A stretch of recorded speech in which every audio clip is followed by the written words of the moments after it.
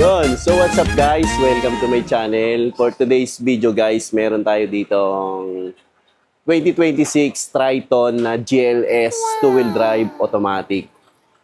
So ang SRP pala nito is 1,655,000. Yung nasa likod natin is graphite gray metallic. So yun kulay nito. So wala pa tong excise tax na yung SRP nito, 1,655,000. Pagkakataon nyo pa rin ito na wala pang excise tax yung Triton natin hanggat meron tayong available na unit. So sa mga susunod na pull out na darating is meron ng excise tax. Nasa 300,000 din ang excise tax nito. Kung 1.6 ngayon, magiging 1.9 na ngayon sa susunod. So habol na kayo habang wala pang excise tax yung mga unit natin. So yun guys, may mga unit pa tayo. So quick review lang natin tong itong Triton GLS two-wheel drive automatic na graphite gray. So tara guys, samahan nyo ako guys. So ito yung guys yung natin, yung Triton GLS automatic natin. Yan. Dito tayo sa front niya is naka LED headlight. T-shape siya na headlight. T-shape design. LED na rin yung fog light. Then, meron siyang daytime running light. So, yan guys. Then, dito pagdating sa bumper is naka-honeycomb yung design. Dynamic shield. Front pa siya. Tapos, glossy yung dito niya. Sa grill niya. So, may chrome side dito. Yan, naka-chrome. Tapos yan yung bumper niya.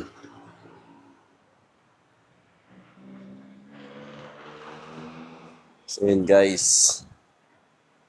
Tapos dito naman is mag siya ng 18-inch alloy wheels na kulay gray. Ang tire size nito is 265 by 60 R18.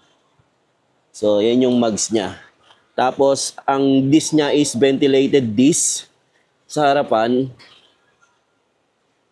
Then, sa likod is leading and trailing drums. Yan, guys. So, ang suspension niya for front is naka-independent wishbone with coil spring. Yan, guys. Independent wishbone with coil spring. Then sa likod niya is rigid with lip spring. Yan, pakita natin. Yan, rigid with lip spring. So meron na rin siya, equipped na rin siya na step board. Then ito guys is naka-camera 360 na rin. Multi-around display. So, yan siya.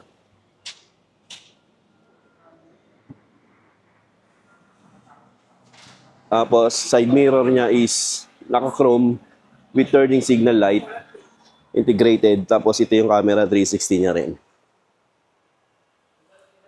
Tapos, yung door handle niya is naka-chrome. Tapos, keyless operating system niya rin siya. Yan.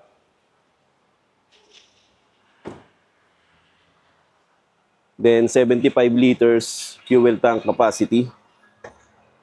Yan. Then, ang makina pala nito is naka 4N16, 2.4 liter turbocharged intercooler direct injection.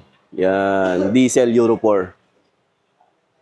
Ang horsepower nito is nasa 183. by 3,500 RPM. Tapos ang maximum torque nito is 430. Ang lakas, di ba? By 2,250 hanggang 2,500 RPM. So sobrang lakas nito yung makina nito. 4N16 na siya. Dito naman tayo sa loob.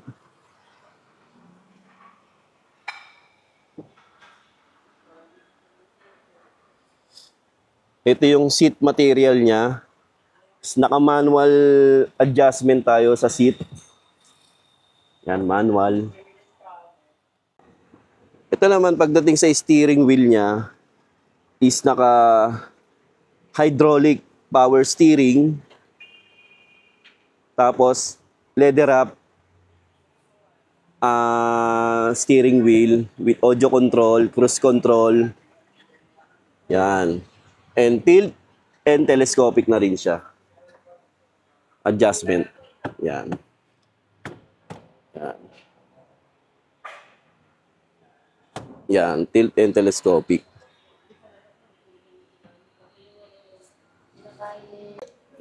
So dito naman sa monitor niya is naka 9-inch na touchscreen display with AM, FM, radio, Bluetooth, hands-free technology, wireless Apple CarPlay and Android Auto. So wireless na rin siya, Apple CarPlay and Android Auto.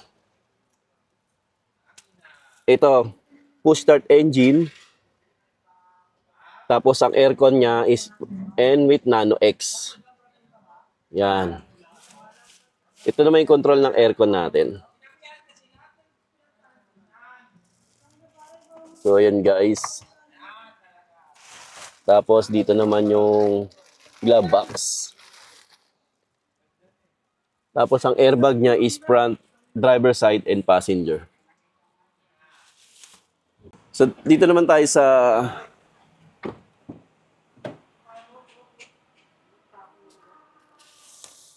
second row niya. Meron na rin siyang aircon dito, aircon vent sa second row.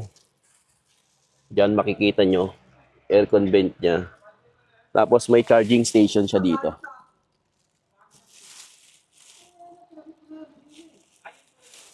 So yan guys. Diba? Tapos yung seat material niya is high grade fabric seat material.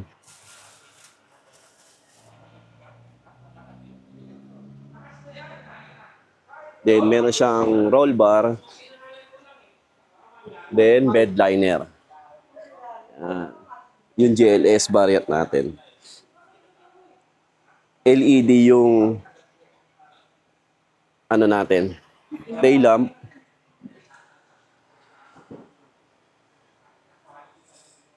So yan guys, tapos meron siyang reverse camera. Then ang kagandahan dito is naka-hydraulic na rin to. So dati kasi ito lang. So wala to dati.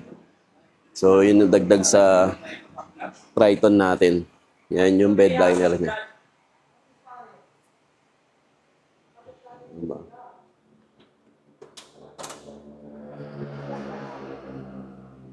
So ito yung graphite gray metallic natin na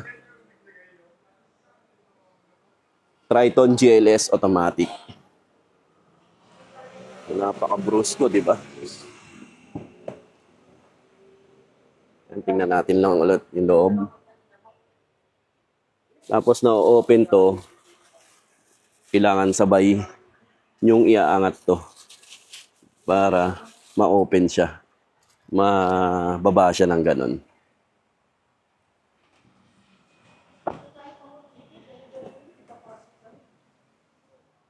So yun guys. Ano natin with box dito. Ang tawag ba dito? Yan. Pero hindi siya lumalamig ah. Ano lang siya, lagayan lang talaga siya. Handbrake, then 8-speed automatic.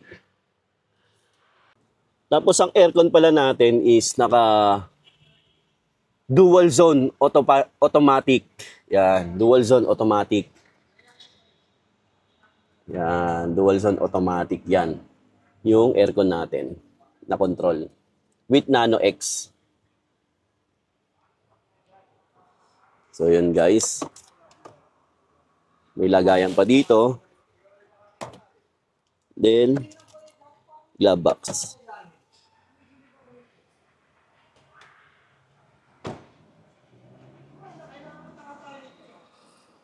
So ito yung graphite gray natin na Triton GLS automatic. So sa mga naghahanap, madami pa tayong available ng Triton GLS, GLX na wala pang excise tax.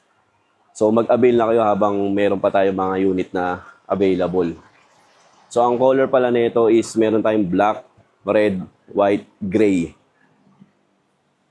Ayan yung mga kulay niyan. For Triton GLS natin. So GLX, review rin natin yung GLX na nasa showroom natin. Oh, yan guys. So yun guys, message nyo lang ako sa number ko. Sa 0906-441-0985. Viber ready na rin siya. And WhatsApp ready na rin siya. So, susunod video natin is yung Triton GLX na two-wheel drive automatic na color white. So, samahan nyo ako guys para review natin yun ulit. So, message nyo lang ako and